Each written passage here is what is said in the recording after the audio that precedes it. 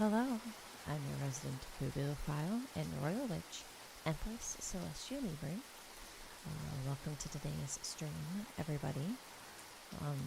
We're doing some more ASMR-like reading of Grimm's fairy tales. I think I've mentioned this before, but I'll state it here as well, or again, because I'm pretty sure I've stated it before. And if not, well, now you get to know. I say ASMR-like because it's not true ASMR. I don't have an ASMR mic. So I'm making this like as calming, quiet, whatever as possible that I can without an ASMR mic. And that's why I am calling this ASMR-like, because it's not true, like, complete ASMR. But anyways, picking up where we left off last time in the Grimm's Fairy Tales book that I have. And today we are starting off with a story called The Wedding of Mrs. Fox. Ooh. And there's like different accounts in here, or tales. Wait, there's only 2 of them. Never mind. Well, I guess that would mean that there are different ones, but anyways. So the first tale. There was once upon a time a fox with 9 tails, who thought his wife was not faithful to him, and determined to put it to the proof. So he stretched himself along under a bench, and keeping his legs perfectly still, he appeared as if quite dead. Mrs. Fox, meanwhile, had ascended to her room and shut herself in, and her maid, the young cat, stood near the hearth cooking. As soon as it was known that Mr. Fox was dead, several suitors came to pay their respects to his widow. The maid, hearing someone knocking at the front door, went and looked out and saw a young fox, who asked, "How do you do, Miss Kitten? Is she asleep or awake?" The maid replied, "I neither sleep nor wake. Would you know my business? My business? Beer and butter both I make. Come and be my guest." "I am obliged, Miss Kitten," said the young fox. "But how is Mrs. Fox?" The maid replied, "She sits in her chamber, weeping, so sore, her eyes red with crying. Mr. Fox is no more." "Tell her then, my maiden, that a young fox is here, who wishes to marry her," said he. So the cat went pit-pat, pit-a-pat, up the stairs, and tapped gently at the door, saying, "Are you there, Madam Fox?" "Yes, my good little cat," was the reply. "There is a suitor below." "What does he look like?" asked her mistress. "He has 9 as beautiful tails as my late husband, or has he 9 as beautiful tails as my late husband?" "Oh no," answered the maid, "he has only 1. "Then I will not have him," said the mistress. The young cat went down and sent away the suitor, and soon after there came a second knock at the door, from another fox with 2 tails, who wished to marry the widow. He fared, however, no better than the former one. Afterwards came 6 more, one after the other, each one having 1 tail more than he who preceded him. But these were all turned away. At last there arrived a fox with 9 tails, like the deceased husband, and when the widow heard of it, she said full of joy to the cat, "Now you may open all the windows and doors, and turn the old fox out of the house." But just as the wedding was about to be celebrated, the old fox roused himself from his sleep beneath the bench and drugged the whole rabble, together with his wife, out of the house and hunted them far away. Interesting.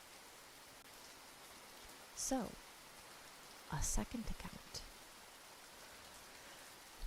narrates that when the old fox appeared dead, the wolf came as a suitor and knocked at the door, and the cat who served as servant to the widow got up to see who was there. "Good day, Miss Cat. How does it happen that you are sitting all alone? What good are you about?" The cat answered, "I have been making some bread and milk. Will my lord be my guest?" "Thanks, many thanks," replied the wolf. "Is Madam Fox not at home?" The cat sung, "She sits in her chamber, weeping so sore, her eyes red with crying, Mr. Fox is no more." Then the wolf said, "If she wishes for another husband, she had better come down to me." So the cat ran up the stairs, her tail trailing behind, and when she got to the chamber door, she knocked 5 times and asked, "Is Madame Fox at home? If so, and she wishes to have another husband, she must come downstairs."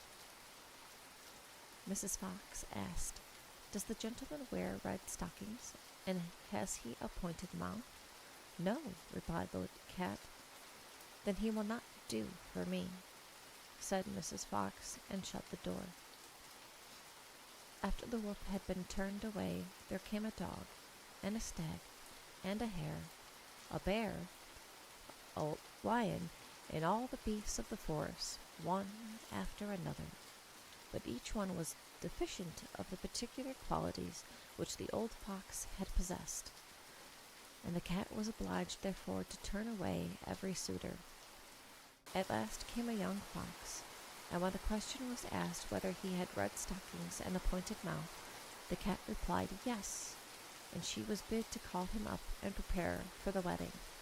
Then they threw the old fox out of the window, and the cat caught and ate as many mice as she could in celebration of the happy event. And after the marriage, they had a grand ball, and as I have never heard to the contrary, perhaps they are dancing still. Interesting. I am actually going to mute and leave you for a moment. I will be right back.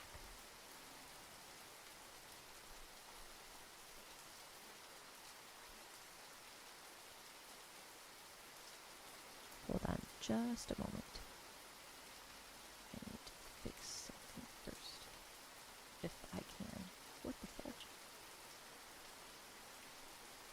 Why won't it? Oh, there we go.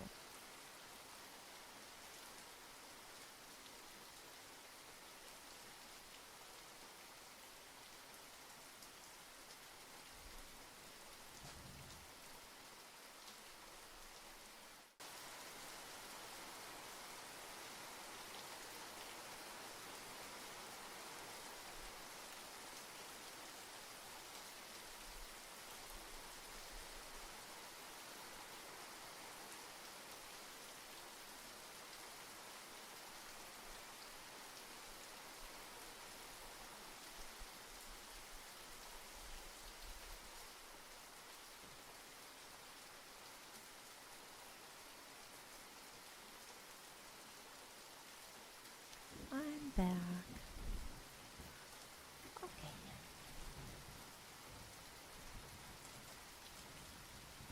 Sorry about that.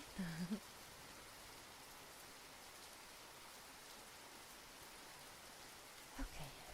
I'm gonna take a little sip of water here.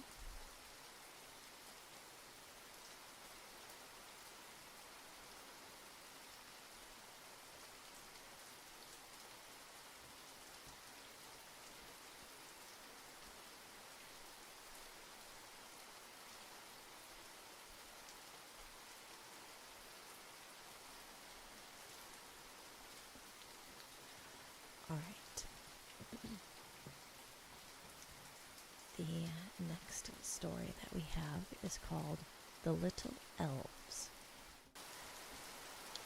Oh, this looks like this might have more than one account as well. Yes, it also has 2. Okay. So, first story.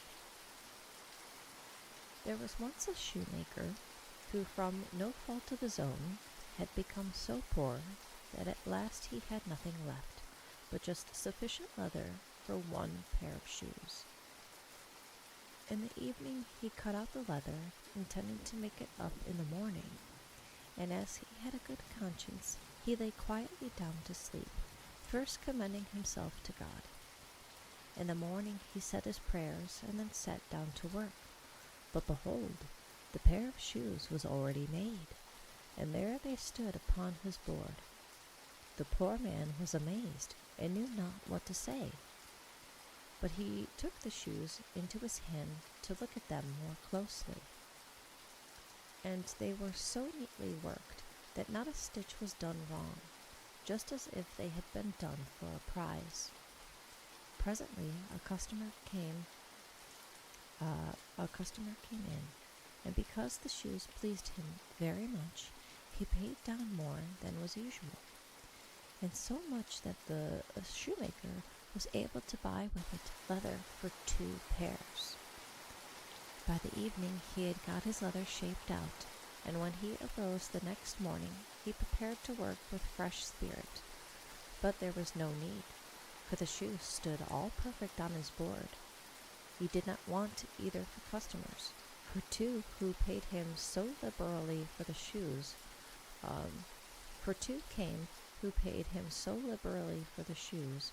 that he bought with the money material for 4 pairs more. These also, when he awoke, he found already made, and so it continued.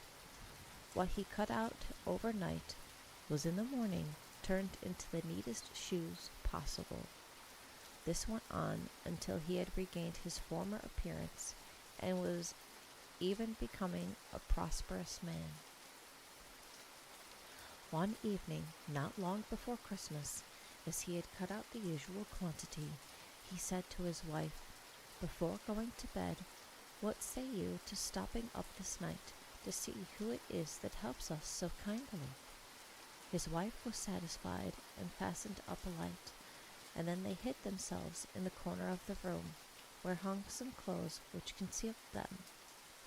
As soon as it was midnight, in came 2 little mannikins, who squatted down on the board, and taking up the prepared work, set out with their little fingers, stitching and sewing and hammering so swiftly and lightly that the shoemaker could not take his eyes off them for astonishment. They did not cease until all was brought to an end, and the shoes stood ready on the table, and then they sprang quickly away. The following morning the wife said, "The little men have made us rich, and we must show our gratitude to them, for although they run about, they must be cold, for they have nothing on their bodies. I will make a little shirt, coat, waistcoat, trousers, and stockings for each, and do you make a pair of shoes for each." The husband assented, and one evening, when all was ready, they laid presents instead of the usual work on the board, and hid themselves to see the result. At midnight in came the elves, jumping about, and soon prepared to work.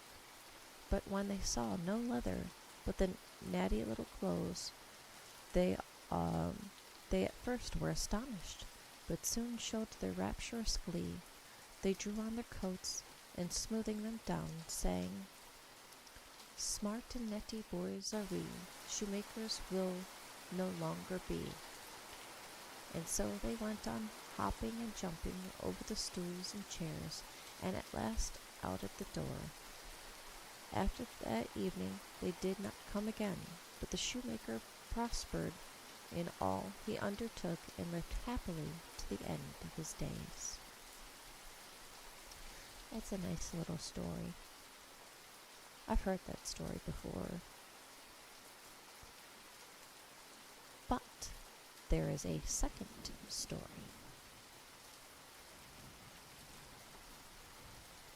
Once upon a time, there was a poor servant girl who was both industrious and cleanly, for every day she dusted the house and shook out the sweepings on a great heap before the door. One morning, just as she was going to throw them away, she saw a letter lying among them, and, as she could not read, she put her broom by in a corner and took it to her master. It contained an invitation from the elves, asking the girl to stand godmother to one of their children. The girl did not know what to do, but at last, after much consideration, she consented, for the little men will not easily take a refusal. So there came 3 elves, who conducted her to a hollow mountain where they lived. Everything was very small, of course, but all more neat and elegant than I can tell you. The mother lay in a bed of ebony studded with pearls, and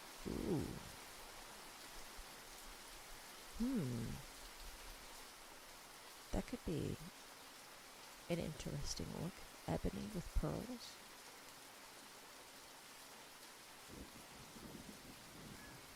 Anyways. And the coverings were all wrought with gold. The cradle was made of ivory, and the bath was of gold. The girl stood godmother, and afterwards wished to return home, but the little elves pressed her earnestly to stay 3 days longer. So she remained, passing the time in pleasure and play, for the elves behaved very kindly to her. At the end of the time she prepared to return home, but first they filled her pockets full of gold, and then led her out of the hill. As soon as she reached the house, she took the broom, which still stood in the corner, and went on with her sweeping. And presently, out of the house came some strange people, who asked her who she was, and what she was doing there. Then she found out that it was not 3 days, as she had supposed, but 7 years. Okay. That she had passed with the little elves in the hill, and that her former master had died in her absence.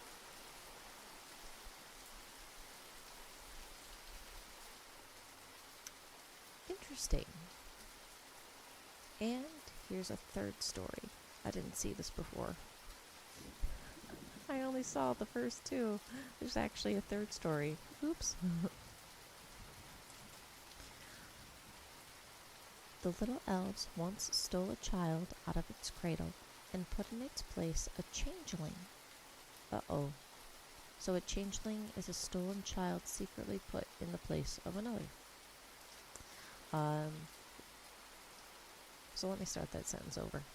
The little elves once stole a child out of its cradle and put in its place a changeling with a clumsy head and red eyes, who would neither eat nor drink. The mother, in great trouble, went to a neighbor to ask her advice, and she advised her to carry the changeling into the kitchen, set it on the hearth, and boil water in 2 eggshells. If the changeling was made to laugh, then all was up with him. The woman did all the neighbor said, and as she set the eggshells over the fire, the creature sung out, "Though I am as old as the oldest tree, cooking in an eggshell never did I see." And then it burst into a hoarse laugh. While he was laughing, a number of little elves entered, bringing the real child, whom they placed on the hearth, and then they took away the changeling with them. That's bizarre. Hi, buddy. Hello, Cosmo. Hi. Hi, buddy. Hello. Are you wanting attention from Mommy? Huh? Hi.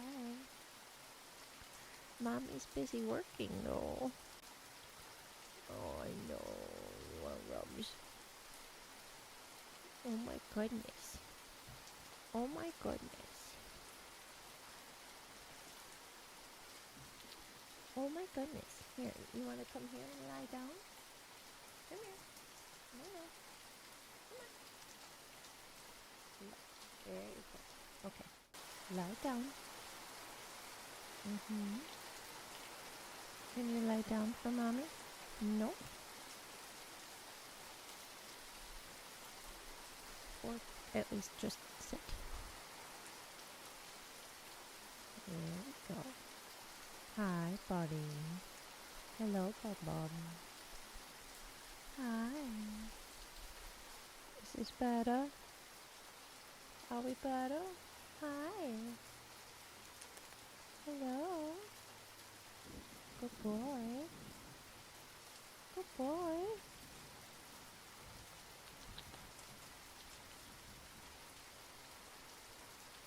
There. Are we better now? Are we better now? Hi. Hello. You're such a good boy. Hi. Hello. Good boy.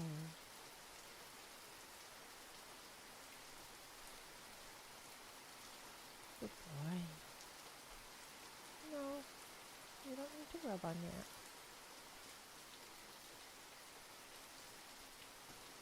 Can I go back to reading now? Oh my goodness, you're being so needy. You're being so needy. Mommy's gotta work now. I'm busy. Good boy. All right. The Robber Bridegroom. Well, there's a title for you. Let's see what this story's about. Oh, well, duh, it's obviously about a robber bridegroom. Hello. Stupid. Anyway. There was once a miller who had a beautiful daughter, whom he much wished to see well married. Not long after, there came a man who appeared very rich, and the miller, not knowing anything to his disadvantage, promised his daughter to him. The maiden, however, did not take a fancy to this suitor, nor could she love him as a bride should, and moreover she had no confidence in him, but as often as she looked at him or thought about him, her heart sank within her. Once he said to her, "You are my bride, yet you never visit me." The maiden answered, "I do not know where your house is." "It is deep in the shades of the forest," said the man. Then the maiden tried to excuse herself by saying she should not be able to find it. But the bridegroom said, "Next Sunday you must come and visit me. I have already invited guests, and in order that you may find your way through the forest, I will strew the path with ashes." When Sunday came, the maiden prepared to set out, but she felt very anxious and knew not why, and in order that she might know her way back, she filled her pockets with beans and peas. These she threw to the right and left of the path of ashes, which she followed till it led her into the thickest part of the forest. There she came to a solitary house, which looked so gloomy and desolate that she felt quite miserable. She went in, but no one was there, and the most profound quiet reigned throughout.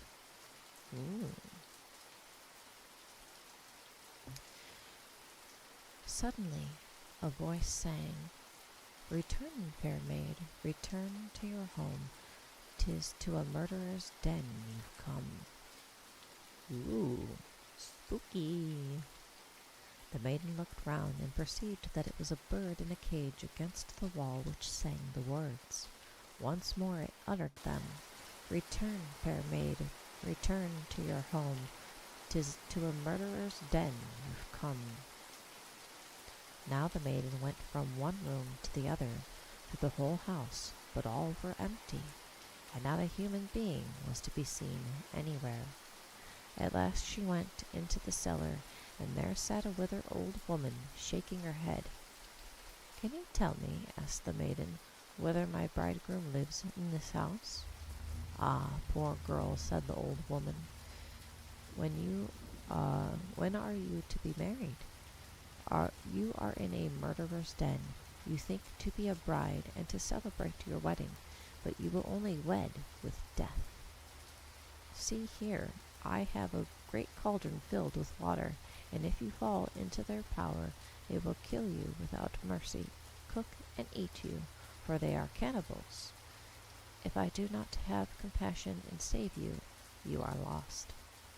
So saying, the old woman led her behind a great cask, where no one could see her. "Be as still as a mouse," said she, "and don't move hand or foot, or all is lost. At night, when the robbers are asleep, we will escape. I have long sought an opportunity." She had scarcely finished speaking when the wicked band returned, dragging with them a poor girl, to whose shrieks and cries they paid no attention. They gave her some wine to drink, 3 glasses, 1 white, 1 red, and 1 yellow, and at last she fell down in a swoon. Then they tore off her fine clothes, chopped her beautiful body into pieces, and sprinkled them with salt. Ew. Meanwhile, that's just...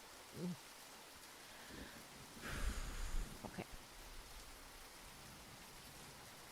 Meanwhile, the poor bride behind the cask trembled and shuddered to see what a fate would have been hers. Presently one of the robbers remarked a gold ring on the finger of the murdered girl, and as he could not draw it off easily, he took a hatchet and chopped off the finger, but the finger, with the force of the blow, flew up and fell behind the cask, right into the lap of the bride. And the robber, taking a light, went to seek it, but could not find it. Then one of the others asked, "Have you looked behind the cask?" "Uh-oh." "Oh, do come and eat," cried the old woman in a fright. "Come and eat, and leave your search till the morning. The finger will not run away."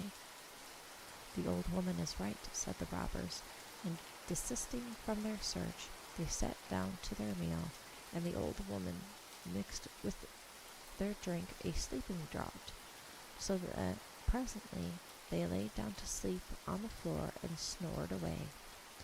As soon as the bride heard them, she came from behind the cask and stepped carefully over the sleepers, who lay side by side, fearing to awake any of them. Heaven helped her in her trouble, and she got over this difficulty well.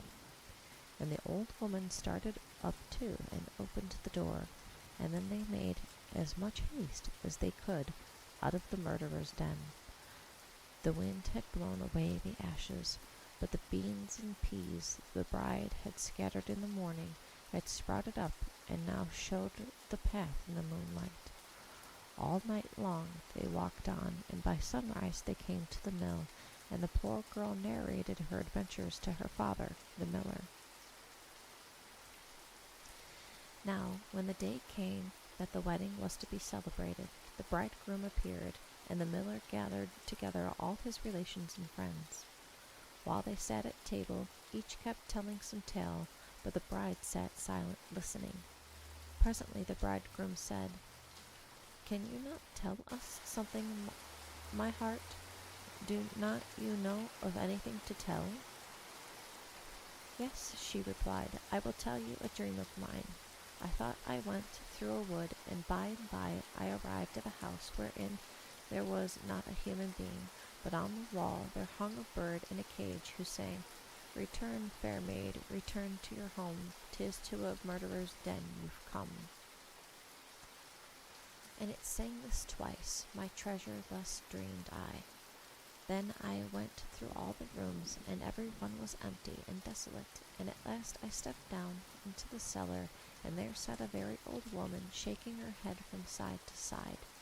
I asked her, 'Does my bridegroom dwell in this house?' And she replied, "Ah, dear child, you have fallen into a murderer's den. Thy lover does dwell here, but he will kill you, and then he'll cook and eat you. My treasure, thus dreamed I." Then I thought that the old woman hid me behind a great cask, and scarcely had she done so when the robbers came home, dragging a maiden with them, to whom they gave 3 glasses of wine, one red, one white, and one yellow, and at the third her heart snapped. Then they pulled off her fine clothes, chopped her beautiful body into pieces, and sprinkled them with salt. My treasure, thus dreamed I. Then one of the robbers saw a golden ring on her finger, and because he could not draw it off, he took up a hatchet and hewed at it, and the finger flew up and fell behind the cask into my lap. And there is the finger with the ring. With these words she threw it down before him and showed it to all present. The robber, who during her narration had become pale as death, now sprang up and would have escaped, but the guests held him and delivered him up to the judges. And soon afterwards he and his whole band were condemned to death for their wicked deeds. Serves them right. Yikes.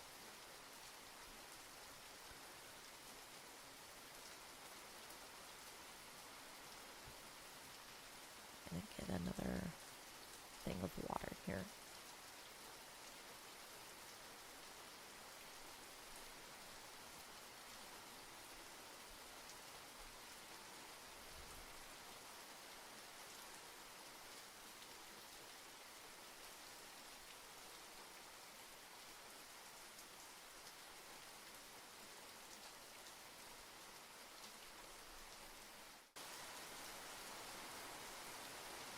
Okay.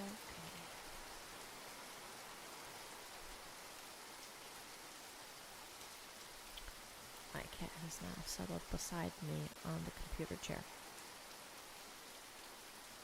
Haven't you, buddy? Hi, Fun. Hello. Hi. Good boy. Alright. The next story that we have is called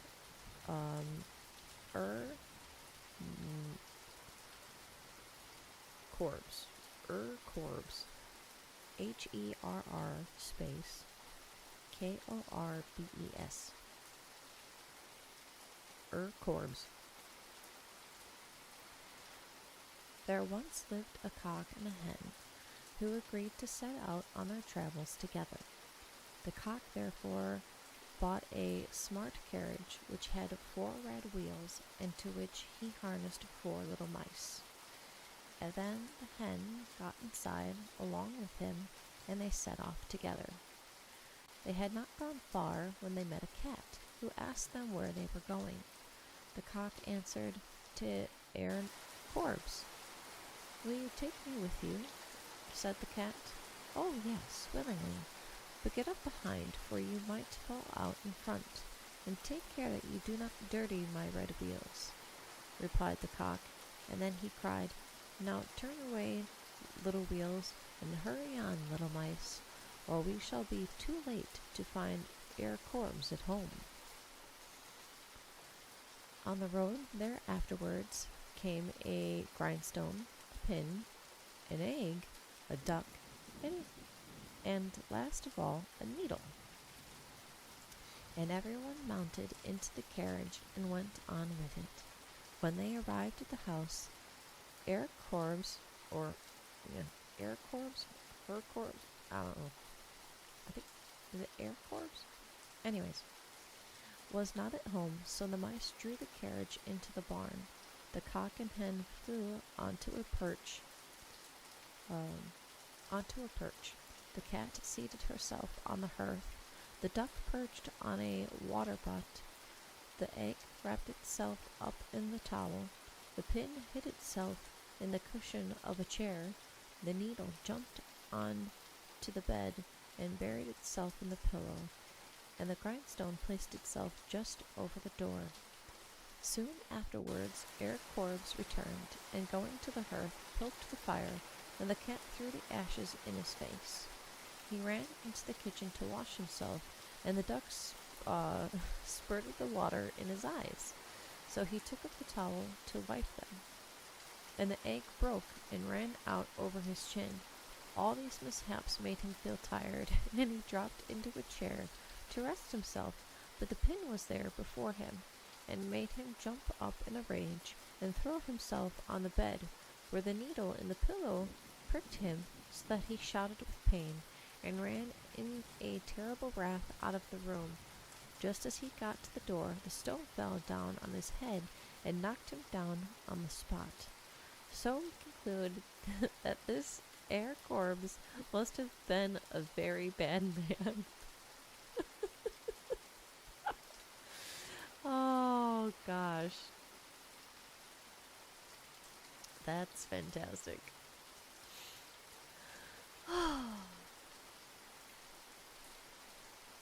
That's funny.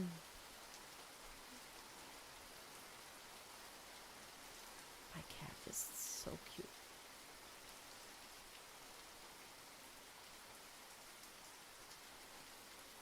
He's being really needy today.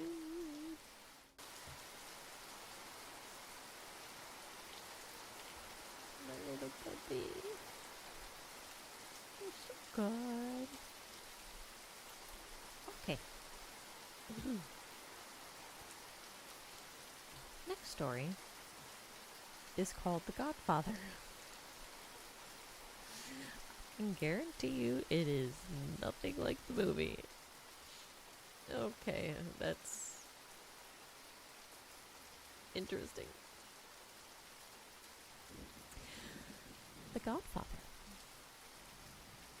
A certain poor man had so many children that he had already asked all the world and his wife to stand godfathers and godmothers to them, and when yet another child was born, he knew not where to find anyone to ask.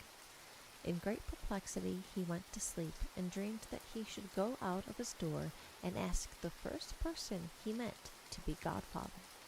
As soon as he awoke the next morning, he resolved to follow out his dream. So he went out and asked the first person he met. This was a man who gave him a little glass of water, saying, "This is a miraculous water with which you can restore the sick to health. Only you must observe when the disease lies, or where the disease lies. If it is near the head, give the patient some of the water, and he will become well again. But if it is near the feet, all your labor will be in vain. The sick person must die." The man was now able to say at any time whether such an one would recover, and through this ability he became famous and earned much money. Once he was summoned to the child of the king, and as soon as he entered he saw that disease was situated near the head, and so he healed it with the water. This happened a second time also, but at the third time the malady affected the feet, and he knew at once the child would die. Not long after this event, the man determined to visit the godfather and tell him all his adventures with the water. But when he came to the house, behold, most wonderful doings were going on within. On the first stair were a dustpan and a broom, quarreling and beating one another, and he asked them where the master lived. The broom replied, "A stair higher." On the second stair he saw a number of fingers lying, and he asked them where the master lived. One of the fingers replied, "A stair higher."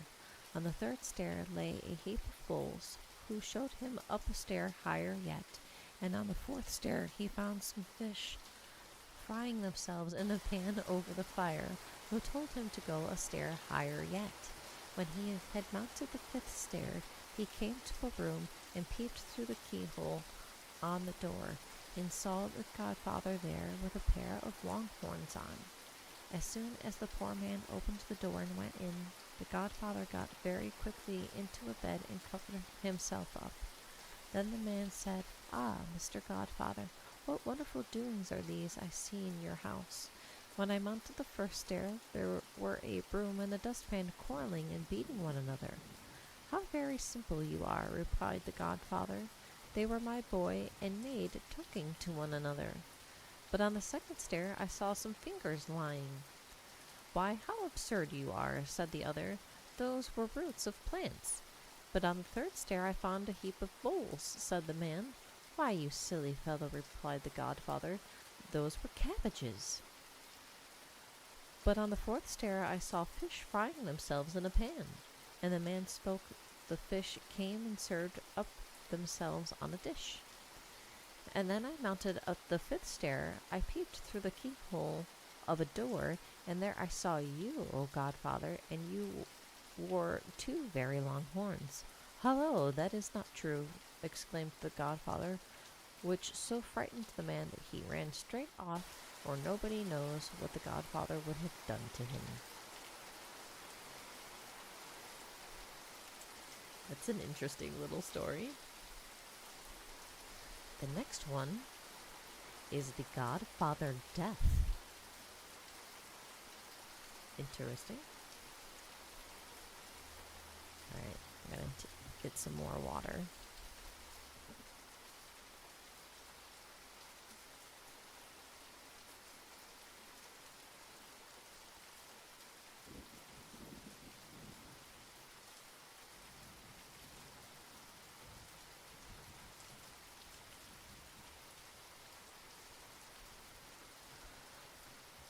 Alrighty.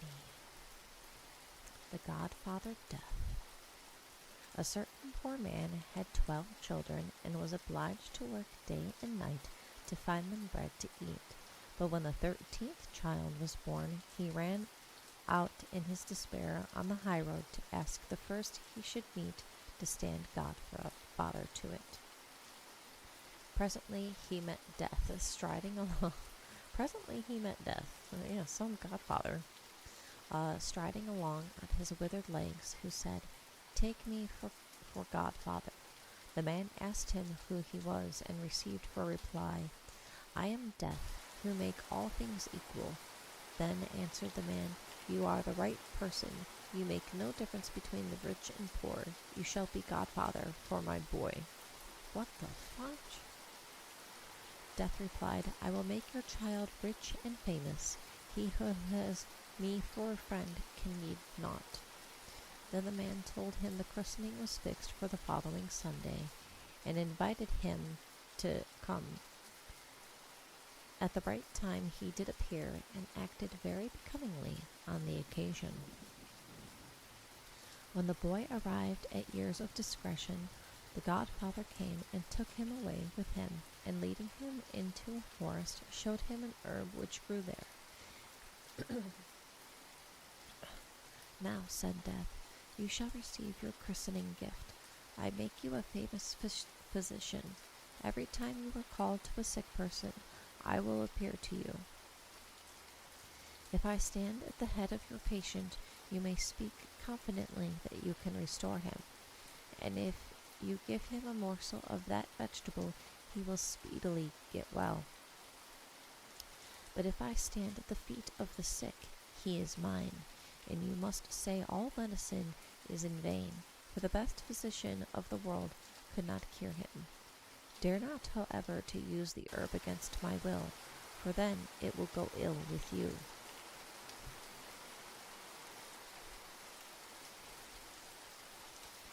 In a very short space of time, the youth became the most renowned physician in the world.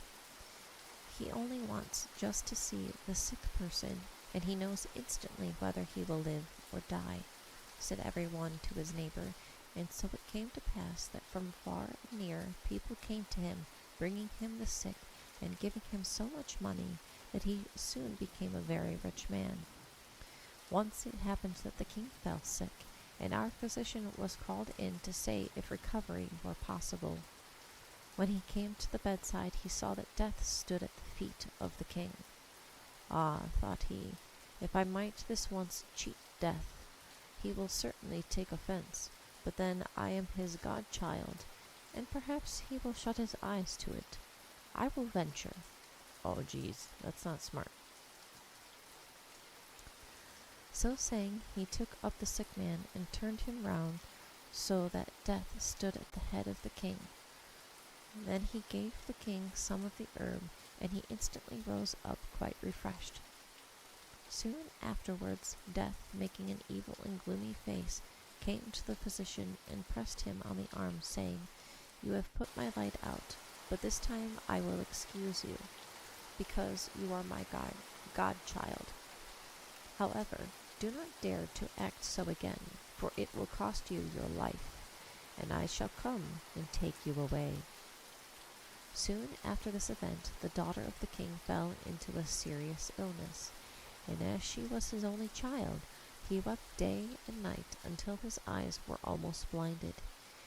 He also caused to be made known that whoever saved her life should receive her for a bride and inherit his crown. When the physician came to the bedside of the sick, he perceived Death at her feet, and he remembered the warning of his godfather, but the great beauty of the princess and the fortune which her husband would receive so influenced him that he cast all other thoughts to the wind.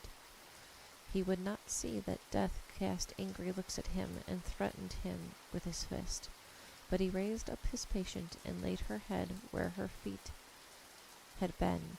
Then he gave her a portion of the wonderful herb, and soon her cheeks regained their color, and her blood circulated freely. Oh boy. When Death thus saw his kingdom a second time invaded, and his power mocked, he strode up swiftly to the side of the physician and said, "Now is your turn come," and he struck him with his icy cold hand so hard that the physician was unable to resist, and was obliged to follow Death to his underground abode. There the physician saw thousands upon thousands of lamps, burning in immeasurable rows, some large, others small, and others yet smaller. Every moment some were extinguished, but others in the same instant blazed out, so that the flames appeared to dance up here and there in continual variation. "Do you see?" said Death. "These are the lamps of men's lives. The larger ones belong to children, the next to those in the flower of their age, and the smallest to the aged and the gray-headed. Yet some of the children and youth in the world have but the smallest lamps." The physician begged to be shown his own lamp, and Death pointed to one almost expiring, saying, "There, that is thine." "Ah, my dear godfather," exclaimed the physician, frightened, "kindle a new one for me, for your love of me. Do it, that I may enjoy some years of life, marry the princess, and come to the crown." "I cannot," answered Death. "One lamp must be extinguished before another can be lighted." Then place the old one over a new lamp, that its dying fire may kindle a fresh blaze," said the physician entreatingly. Death made as if he would perform his wish, and prepared a large and fresh lamp, but he did it very slowly in order to revenge himself, and the little flame died before he finished. Then the physician sank to the earth and fell forever into the hands of Death. Yikes.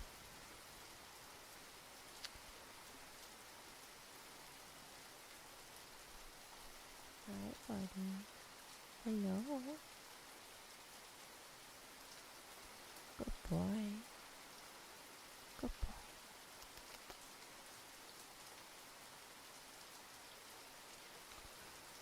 Alright. The next story that we have is called The Golden Bird.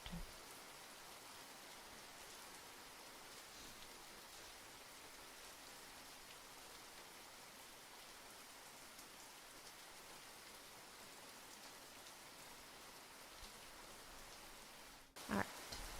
The Golden Bird.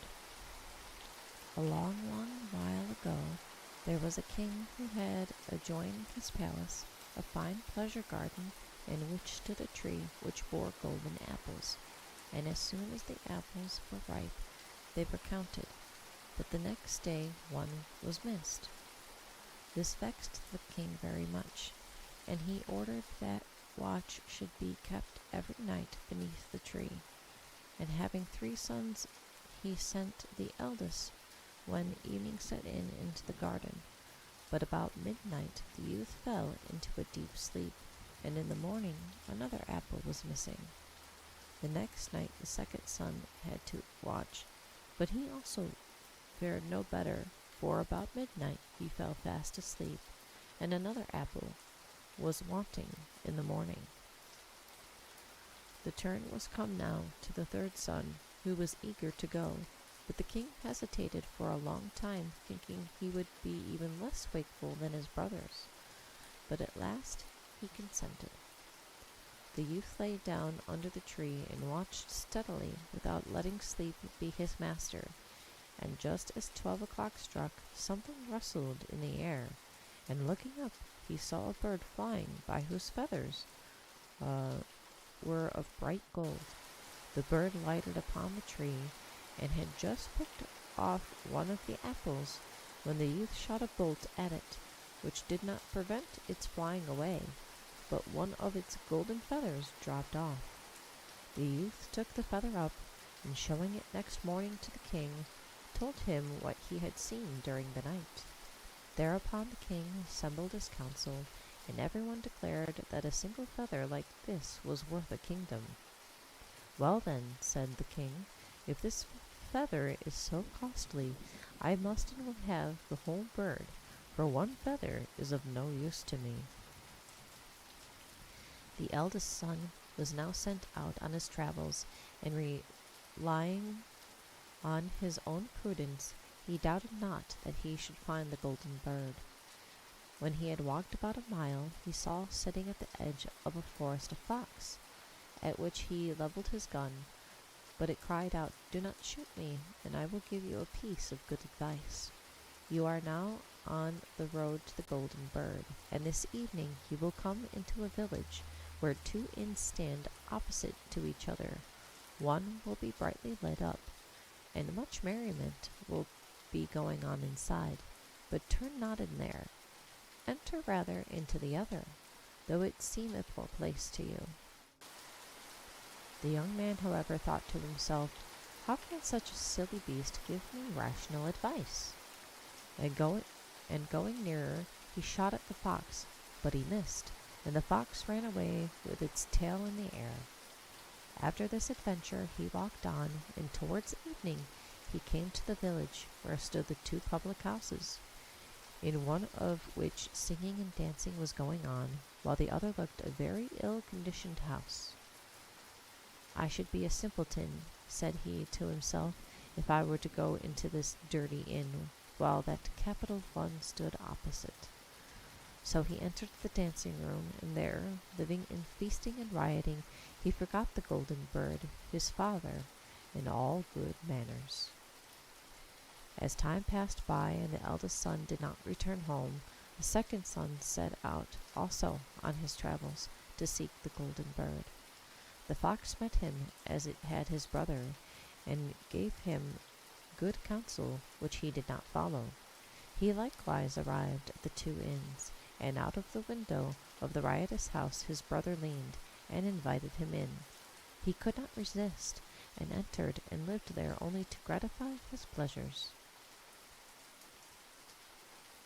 Again a long time elapsed with no news of either brother, and the youngest wished to go and try his luck.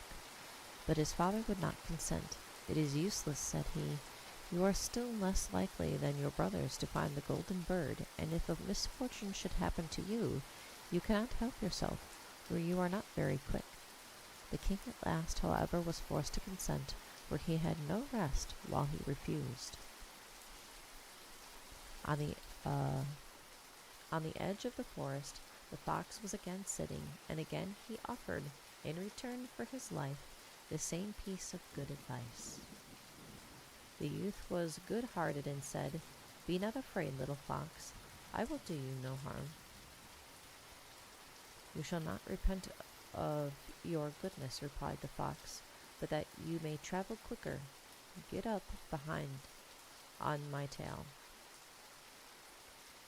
Scarcely had he seated himself when away they went, over stones and sticks, so fast that his hair whistled in the wind.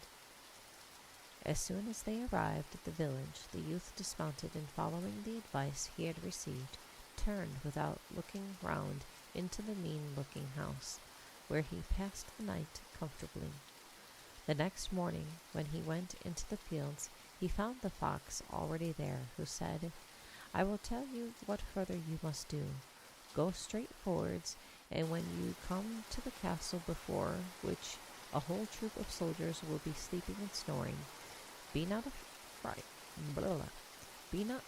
at them, but go right through the middle of the troop into the castle and through all the rooms till you come into a chamber where a golden bird hangs in a wooden cage. Near by stands an empty golden cage for show, but take care you do not take the bird out of its ugly cage, or place it in the golden one, or you will fare badly." With these words, the fox again stretched out its tail, and the king's son, riding as before, away they went over sticks and stones, till their hair whistled in the wind from the pace they travelled at. When they arrived at the castle, the youth found everything as the fox had said. He soon discovered the room where the golden bird sat in its wooden cage, and by it stood the golden one, and 3 golden apples were lying around. The youth thought it would be a pity to take the bird in such an ugly and dirty cage, and opening the door, he put it into the snow.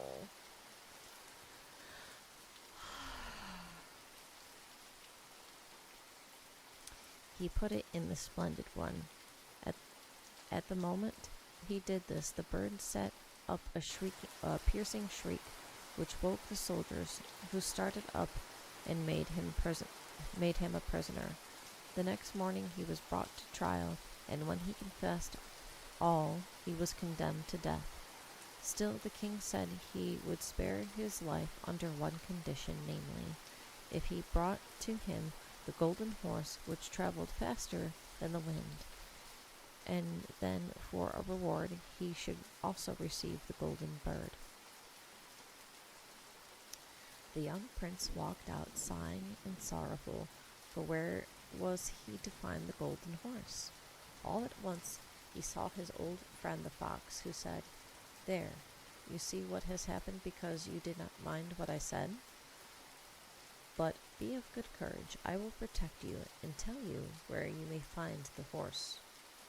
You must follow this road straight till you come to a castle. In the stable there this horse stands. Before the door a boy will lie fast asleep and snoring, so you must lead away the horse quietly, but there is one thing you must mind.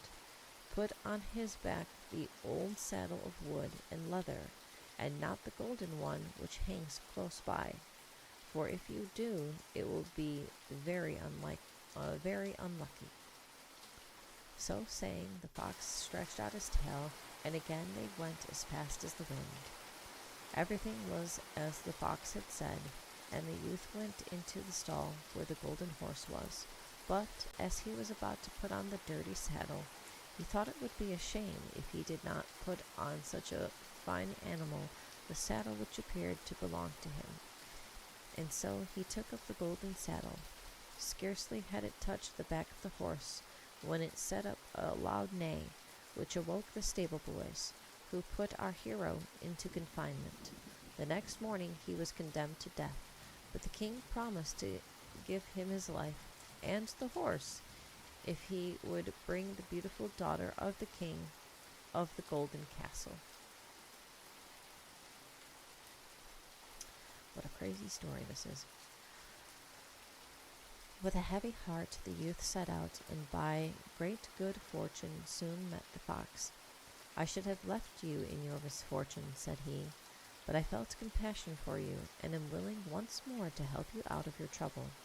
Your road to the palace lies straight before you. And when you arrive there about evening, wait till night, when the princess goes to take a bath. And as soon as she enters the bathhouse, do you spring up and give her a kiss, and she will follow you wheresoever you will. Only take care that she does not take leave of her parents first, or all will be lost." With these words the fox again stretched out his tail, and the king's son seating himself thereon, away they went over the stone and stick like the wind. When they arrived at the golden palace, the youth found everything as the fox had foretold, and he waited till midnight, when everybody was in a deep sleep. And that hour the beautiful princess went to her bath, and he sprang up instantly and kissed her. The princess said she was willing to go with him, but begged him earnestly with tears in her eyes, to permit her first to take leave of her parents. At first he withstood her prayers, but when she wept still more, and even fell at his feet, he at last consented. Scarcely had the maiden stepped up to her father's bedside when he awoke, and all the others who were asleep awakening too. The poor youth was captured and put in prison. The next morning the king said to him, "Thy life is forfeited, and thou canst only find mercy if thou clearest away the mountain which lies before my window, and over which I cannot see. But thou must remove it within 8 days. If thou accomplish this, then thou shalt have my daughter as a reward." The king's son at once began digging and shoveling away, but when after 7 days he saw how little was effected, and that all his work went for nothing, he fell into great grief, and gave up all hope. But on the evening of the 7th day the fox appeared and said, "You do not deserve that I should notice you again, but go away and sleep while I work for you." When he awoke the next morning and looked out of the window, the hill had disappeared, and he hastened to the king full of joy, and told him the conditions were fulfilled. And now, whether he liked it or not, the king was obliged to keep his word and give up his daughter. Away then went these two together, and no long time had passed before they met the faithful fox. "You have the best certainly," said he, "but to the maid of the golden castle belongs also the golden horse." "How shall I obtain it?" inquired the youth. "That I will tell you," answered the fox. "First take to the king who sent you to the golden castle the beautiful princess. Then there will be unheard of joy, and they will readily give you the golden horse and lead you to it. Do you mount it, and then give your hand to each for a parting shake, and last of all to the princess, whom you must keep tight hold of, and pull her up behind you, and as soon as that is done, ride off, and no one can pursue you, for the horse goes as fast as the wind." All this was happily accomplished, and the king's son led away the beautiful princess in triumph on the golden horse. The fox did not remain behind, and said to the prince, "Now I will help you to the golden bird. When you come near the castle where it is, let the maiden get down, and I will take her into my cave. Then do you ride into the castle yard, and at the sight of you there will be much joy, that they will readily give you the bird. And as soon as you hold the cage in your hand, ride back to us and fetch again the maiden." As soon as the deed was done, and the prince had ridden back with his treasure, the fox said, "Now you must reward me for my services." "What do you desire?" asked the youth. "When we come into yonder wood, shoot me dead and cut off my head and feet." "That were a curious gratitude," said the prince. "I cannot possibly do that." "If you will not do it, I must leave you," replied the fox. "But before I depart, I will give you one piece of counsel. Beware of these 2 points. Buy no gallows flesh, and sit not on the brink of a spring." With these words it ran into the forest. The young prince thought, "Ah, that is a wonderful animal with some curious fancies. Who would buy gallows flesh? And I don't see the pleasure of sitting on the brink of a spring."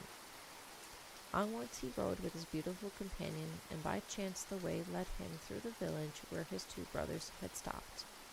There he found a great uproar and lamentation, and when he asked the reason, he was told that two persons were about to be hanged. When he came near, he saw that they were his two brothers, who had done some villainous deeds, besides spending all their money. He inquired if they could not be freed, and was told by the people that he might buy them off if he would, but they were not worth his gold, and deserved nothing but hanging.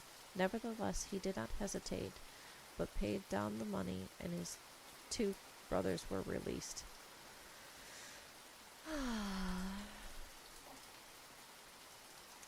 After this, they all four set out in company, and soon came to the forest where they had first met the fox.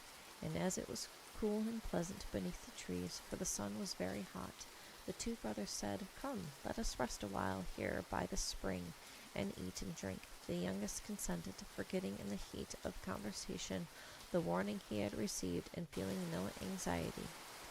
But all at once the brothers threw him backwards into the water, and taking the maiden, the horse, and the bird, went home to their father. "We bring you," said they to him, "not only the golden bird, but also the golden horse and the princess of the golden castle." At their arrival there was great joy, but the horse would not eat, the bird would not sing, and the maiden would not speak, but they would cry bitterly. The youngest brother, however, was not dead. The spring by great good luck was dry, and he fell upon soft moss without any injury, but he could not get out again. Even in this necessity the faithful fox did not leave him, but soon came up and scolded him for not following his advice. "Still, I cannot forsake you," said he. "I will again help you into daylight. Hold fast upon my tail, and I will draw you up to the top." When this was done, the fox said, "You are not yet out of danger, for your brothers are not satisfied of your death, and have set watches all round the forest, who are to kill you if they should see you." The youth thereupon changed clothes with a poor old man who was sitting near, and in the guise went to the king's palace. Nobody knew him, but instantly the bird began to sing, the horse began to eat, and the beautiful maiden ceased weeping. Bewildered at this change, the king asked what it meant. "I know not," replied the maiden, "but I who was sad am now gay, for I feel as if my true husband were returned." Then she told him all that had happened, although the other brothers had threatened her with death if she disclosed anything. And the king summoned before him all the people who were in the castle, and among them came the poor youth, dressed as a beggar in his rags. But the maiden knew him, and fell upon his neck. The wicked brothers were seized and tried, but the youngest married the princess, and succeeded to the king's inheritance. But what had happened to the poor fox? Long after the prince went once again into the wood, the fox met him and said, "You have now everything that you can desire, but to my misfortune there is no end, although it lies in your power to release me." And with tears he begged him to cut off his head and feet. At last he did so, and scarcely was it accomplished when the fox became a man, who was no other than the brother of the princess, delivered at length from the charm which bound him. From that day to this, nothing was ever wanting to the happiness of the hero of the golden bird.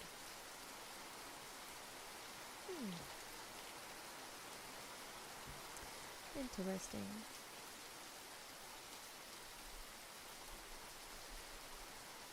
Very interesting.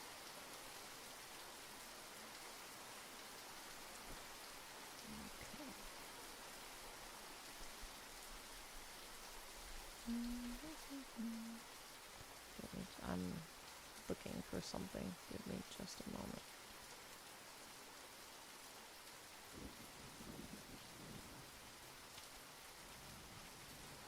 There we go. Let's see, I'm on page 156.